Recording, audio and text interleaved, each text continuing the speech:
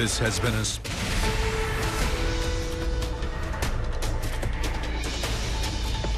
Hi, I'm Diane Macedo. Your ABC News Live special coverage of that breaking news in New Orleans. Local police are calling it an act of terror after a man drove a pickup truck through a crowd on Bourbon Street, killing 10 people and injuring dozens. They say the driver then came out of the truck and opened fire on officers, injuring 2 before being shot and killed. Now the FBI is investigating. They say improvised devices were discovered in and around the scene of the attack. Those devices are now being tested, and the White House says President Biden has been briefed and has been in touch with the mayor of New Orleans. Jimmy Cothran, who witnessed the attack, joins me now to share more about it. Jimmy, first off, I'm so sorry that this is how you're starting off the year. I can't imagine how frightening this must have been. So can you take us through what you saw? We were heading, me and a friend of mine, he had never been there for New Year's, so why not today? We were heading towards Canal, coming from the other end of Bourbon, when it just looked like ahead of us was something going on. We wasn't sure what, so we ducked off into the nightclub that was right there. Within 2 minutes of entering the building, 4 frantic girls pushed through security, ran in, and hid under tables. So we instantly, living here, and unfortunately with these circumstances, kind of figured it had to be a shooting or something not good. So we ran upstairs, and when we got on the balcony, what we saw was insanity. I mean, something out of a movie. The graphic nature of it, and it was unbelievable. We instantly counted, I'd say, 10 bodies, 6 clearly graphically deceased, and the others yelling with no one around. Everyone had just cleared the street completely. We couldn't understand why no one was helping. I am trained and certified, and they would not let us out. We just stood by and watched for several moments until it looked like what was SWAT or some type of military unit on foot was running down Bourbon with M16s towards where the suspect was going. There 100% were not any steel barricades put up. We had been up and down Bourbon since 8 p.m. and none of the steel barricades were up. That's how this criminal was able to go 70 miles an hour down Bourbon Street and cause this much damage.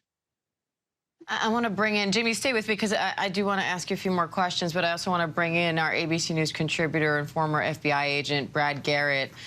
Brad, local law enforcement is calling this terrorism. The FBI so far hasn't said that. Why is that? Because they want to make sure that that's what it is. Is this just another disgruntled person who was just angry and decided to kill a bunch of people? Or was he driven by some extremist ideology or philosophy? Now, the idea that he's got explosive devices, he comes out of the truck with a weapon and gets into a shootout with the police, certainly suggests something here beyond he's just disgruntled. You know, there could be a mental health component. My sense is going to be this has been driven by some ideology of some sort. It could be ISIS. It could be a domestic terrorism. You know, it's in the playbook of a lot of extremist groups to do car rammings, and unfortunately, I think that's why we're having more of them. And our senior investigative reporter, Aaron Katersky, is here with me on set now. Because, Aaron, I think Jimmy brings up a point that so many people are wondering right now. How does a pickup truck even get access to Bourbon Street on New Year's Eve when you know there are going to be crowds and crowds of people? How is there not layers deep of security to prevent that from even happening? The police superintendent said there were barriers intended to prevent a vehicle ramming attack, and the suspect was somehow able to get around them and then accelerate quickly.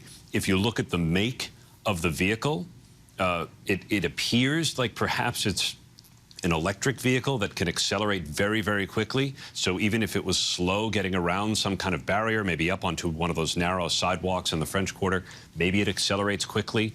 and gains enough speed to plow through all of those people, killing 10 and injuring the 3 dozen. But that's going to be one of the key questions, because how often in the several days since the German Christmas market attack have police talked about the need to stop that kind of an attack, block intersections sufficiently? And Jimmy, how do you feel now hearing law enforcement say this was intentional, or did you think that immediately when you saw this attack?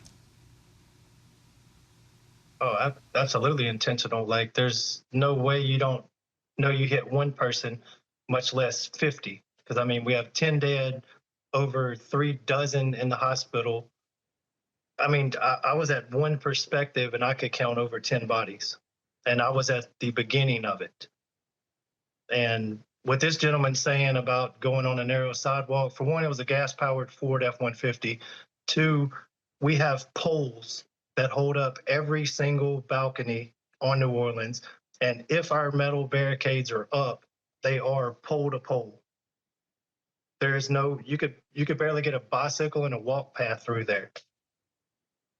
So, Jimmy, I just want to make sure we, for people who aren't from there may not understand all of this. So you're saying there are mechanisms in place to prevent this kind of thing from happening, and you are saying those mechanisms were not in place. Am I hearing you right? Absolutely. They were there. They were not up. They used flimsy plastic triangle-style barricades. Like, had those been up, which they commonly are for any other event, especially after the Mardi Gras incident last year. I mean, I greatly feel it could have been prevented, and I will never forget what I saw tonight.